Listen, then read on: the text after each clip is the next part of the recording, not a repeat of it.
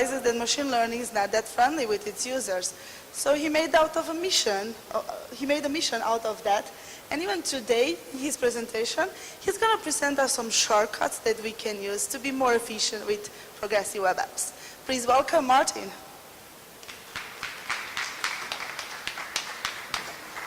Thank you. Today I'm talking about shortcuts, especially when you're going to a mobile phone, you don't have your keyboard, and when you're on your keyboard, without a keyboard, you can't do a shortcut, right? That's not true. I will show you how, but first, let me introduce myself. My name is Martin. I work for a company called Idealo. We do price comparison in Germany and a few other countries in Europe. And I'm also an organizer of a meetup in Berlin. I love Angular. The demo I did for that talk is done in Angular, but that doesn't matter. I studied math. That's probably because I love math and I love cats. And for that reason, that's my cat. And luckily, his nickname is my Twitter handle. So if you have any questions afterwards, just ping me on Twitter. My name is Chaos Monster there. The cat writes tweets? Yeah, but you can't understand them. He's really like this. Okay, drawable shortcuts. For that, we're using a little bit of machine learning, especially decision trees. We'll go into how to use decision trees to achieve that. But first, this was my inspiration. That is pre-iPhone time. That is the Nokia Express. It had a lot of things that didn't work good, but one thing that was really awesome, you could draw a shortcut with your thumb, or better with a pencil, on the screen, and it would bring you to a specific part of a specific app. So for example, if you draw, I can't remember the correct thing, but if you draw an arrow down, it brought you to the music and so on and so forth. And I loved this idea, and I've never seen it again afterwards. So I decided, okay, can we use that with progressive web apps, or better in the browser? And the goal is to predict a user's input. So if he draws a geometric form, like let's say a square or a triangle, we want to recognize that drawing and trigger a shortcut. So we want the user to draw a square, and then we want to go to the settings menu, for example. And the goal for that is we have to train a model, because we are doing machine learning, everything is a model and we have to train it. So we have to show a geometric form to a user. We have to trace the mouse movement of that user, and then we build the model. So the first thing I did when I finished writing my code is getting to all my colleagues at the office and telling them, can you draw a square there and a triangle there and a circle there? Perfect. Can you repeat that 5 times, 10 times, 15 times? Perfect. Thank you. They hated me for that. But with almost all machine learning models, you have to have data where you know what the outcome is. And with that, you can build a model. And I'm not good with the demo gods, so I did a GIF. The idea is you learn by drawing, for example, a square or a triangle. The computer knows what you learned. Then you go to the I guess it part. You draw a square, and it says this is a square. Or you draw a triangle, and it says this is a triangle. This is, in a nutshell, this is everything we are doing. And if you understand how the decision tree that is powering this technique works, you're fine to implement it in any PWA you want. So for that, we have to do a little overview of machine learning. Machine learning comes in various forms. One is supervised learning, like classifications. You know those classification algorithms from your email apps. every time an email is recognized as a spam or not spam, it is classified.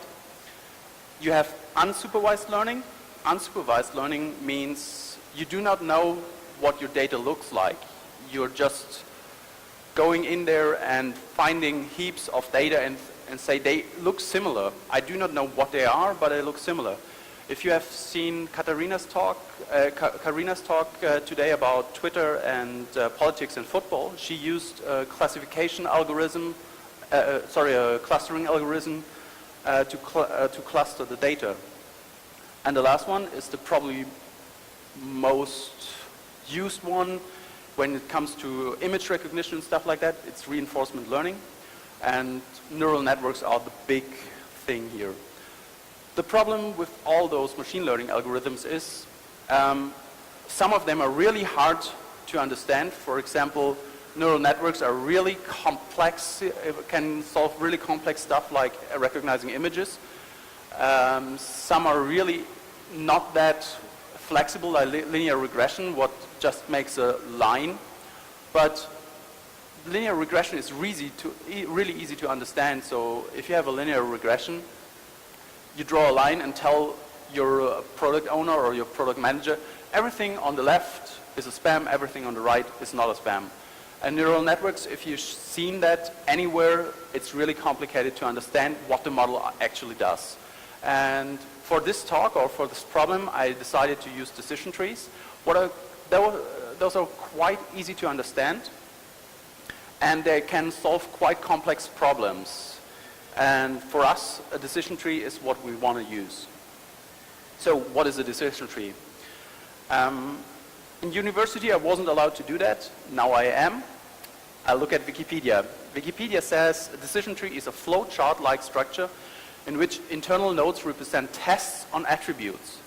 And at the end, you get a decision that is computed by all your attributes. That sounds really complicated. In fact, if you draw it like this would be a decision tree to decide based on the weather, on the time of the year, on the temperatures in Celsius, if I should wear trousers or shorts. You can show this to your son, to your daughter, or your brother, your sister, small children. They would understand it. If it's summer and it's over 20 degrees, you can wear shorts. If not, wear trousers. My mom told me that trick when I was really young. So that is really easy to understand.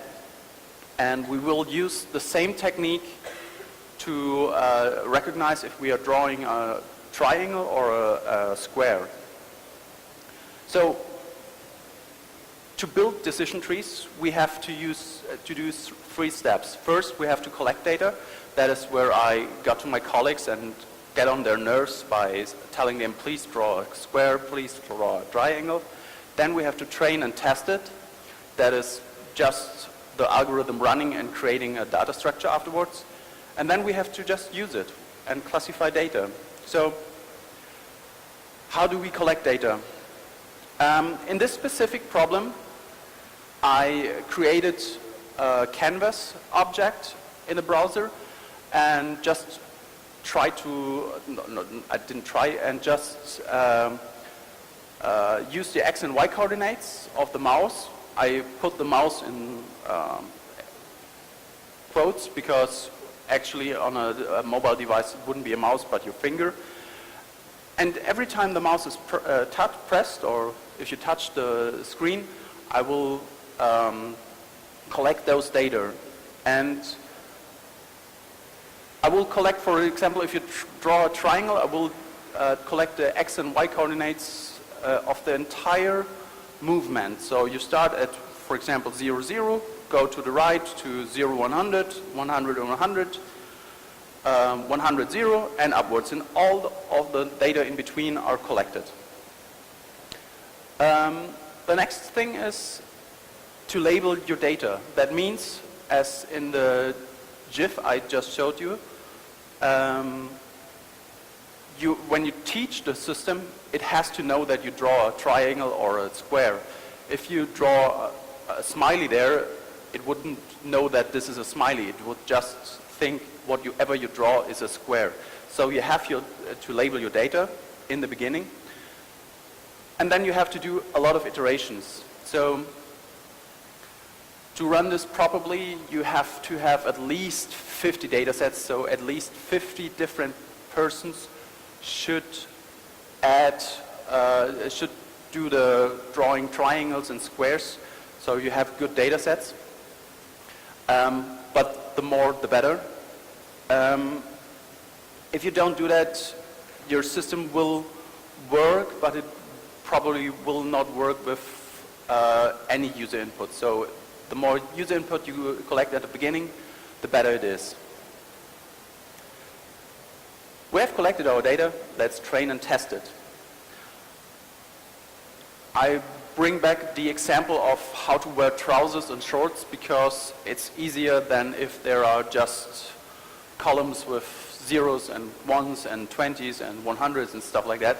So the basic idea is I have columns that have a label, an attribute, I'm sorry, here, that have an attribute and have a label.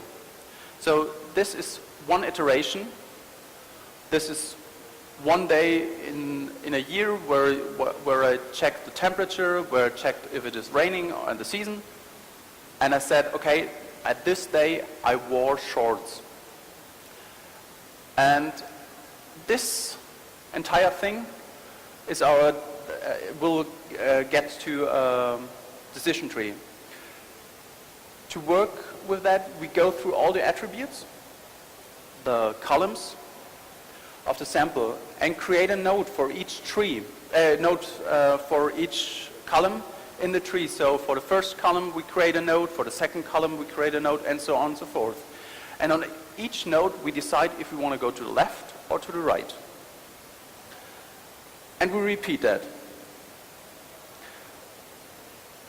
But which attribute should we use? The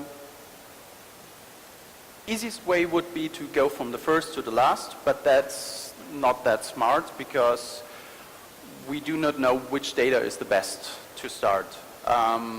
You could just do every permutation of the data you want to, but that wouldn't work because too many permutations. And to solve this, we got something awesome called entropy. Entropy is a function, an algorithm, that is doing nothing more than to calculate which column has the best outcome to decide if we want to go to the left or to the right. So if we look at this example, I just marked out the temperature column. Everything above 20 or above 20 has shorts, or below 10 has a trouser. So you go through all those values and you look for the threshold. Where does it switch? If you look at 20 shorts, 12 shorts, 10 trousers, -5 trousers. So everything above, every temperature above 12 degrees Celsius in this example would automatically tell us to wear shorts. And everything below 12 degrees Celsius would automatically tell us to wear trousers. So this would be the perfect solution. Also, in this really easy example, summer and winter would be a perfect solution because it just let us divide into true and false, into trousers and shorts.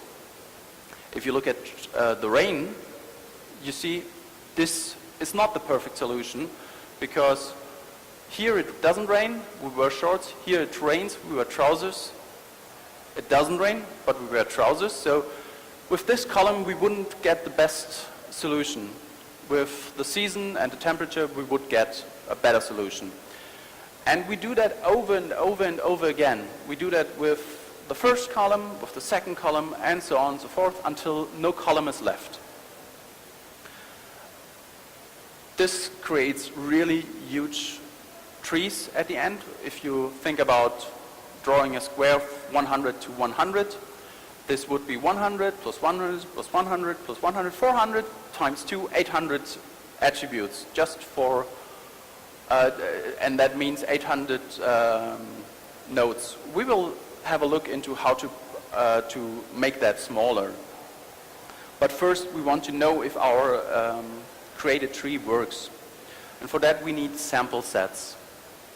The best thing you can do is to split the data you already have and train it, for example, with the results of the first 50 people you bothered to draw circles and triangles, and to test it with another 50 users where you know the outcome. And when you talk about this, you have to talk about a few words that are important, like accuracy. Accuracy? Accuracy. It's not my word. This means, does the tree I created underfit, overfit, or is it perfect? So if we look at this example, we have just 3 nodes, and it would just draw a line in our data sets. This is a super complex tree, and it goes to every data point we have and makes a really weird looking graph for us. The perfect solution in this case would be a graph that looks like this. And it draws it catches almost all of our data sets, but not all. If we talk about accuracy, we talk about bias and variance. Bias is the error when the model is too simple. So if we go back, this bias, this one is too simple. This is too simple. And variance is when the model is too close to the data. This is this problem. So if we are underfitting, we are talking about a high bias and a low variance. To solve that problem, we need more data. For example, if your bias is too high, you need more people to draw the shortcuts so you can understand what a square is. The opposite is overfitting. This means we have a low bias and high variance, and this is when the tree comes too perfect. I just said, if the tree comes too perfect, we are pruning the tree. That means we are removing parts of the tree that are almost all the times trousers or shortcuts. So, conclusion so far. We collected the data, we created a model, we tested it and know it is good, and the rest of it is just to predict a shortcut. This is everything you have to do. Everything I told you so far is just to understand what you're doing. Decision tree algorithms are a lot out of there. I can show you my implementation afterwards if you want to. Most important is this part, expect and handle misfits. So, for example, if you draw a square and this should remove some really important data, please do at least one modal or overlay that asks if you really want to remove this data, because decision trees, like any other machine learning algorithm, are not 100% perfect. They are just as good as the data they had, and they're just close to good. They can't predict 100% if you really draw a shortcut, or if you just wiped over your touch screen because there was a fly on your touch screen. So please be aware that you have to handle misfits. And that's it. Thank you. Any questions? You can clap, that's okay. If you can't clap, ask questions. You want to see code? I knew that you would say that. You don't see? Give me a second. Syncing images, screens. So, this is the really stupid example I used. And what you do, you really use a few people, and it's really hard to do it on a trackpad, to be honest, and force them to draw a square, draw a triangle, and so on, and so forth. And if you're done, you just can go and say, this is a square, or I don't know, this is a square. Oh, it's a triangle. I'm bad. Live demos. Or this is a triangle. Yeah, something like that. So the code looks something like this. For this specific example, I used an algorithm called C4.5. And you probably can, oh, that works. And I use TypeScript because I love TypeScript, so bear with me if you're a JavaScript fan. And it's just a bunch of functions that create the probability based on labels and calculate the entropy. And this is really where all the magic happens, this entropy calculation. The rest is just using data. If you want to use it, it's even simpler. I just collect the data here. This is just I just convert it to data. And sorry, don't do live coding. I should have known it. Yeah, here, if you draw a sorry, here, start log. I calculate the position and log the coordinates of the mouse, and I start drawing. And when I stopped pushing the mouse button, I stop drawing, and this is done here. And here, draw. I begin the path, I move to the mouse, and oh, sorry, this is not the right code. Who sees it first? I'm sorry. Draw, start log, draw square, draw triangle, next square. I'm in the right one.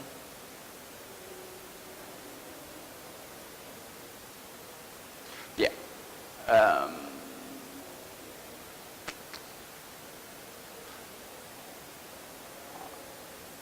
Show results. Sorry. Mike, I should have learned from you.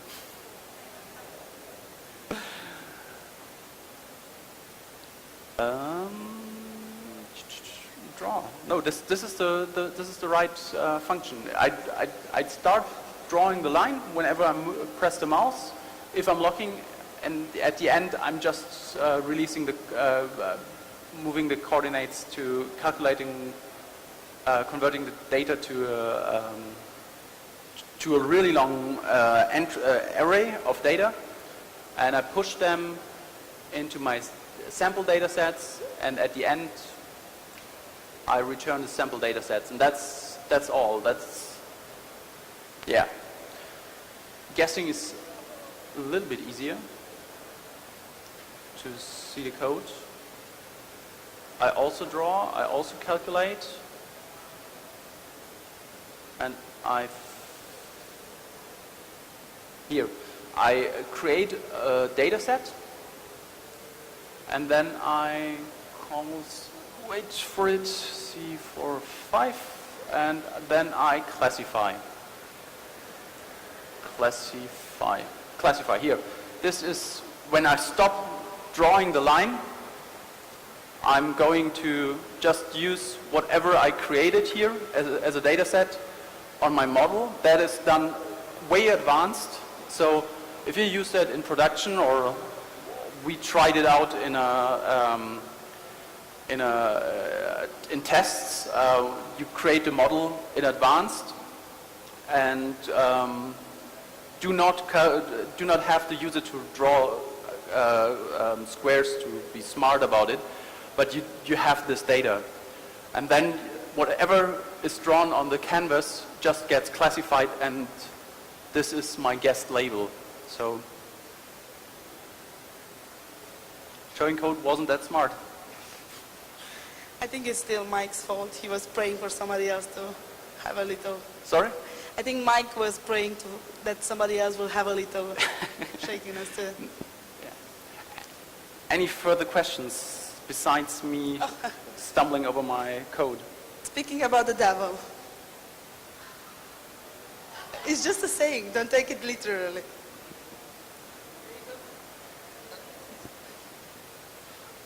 Okay, so in normal machine learning processes, any further iterations are reintroduced to the model later to further refine it. But based on this, all the information's already at the edge. How would you propose taking any new information for refinements, reintroducing it to the model? Okay, you're talking more or less about reinforcement learning.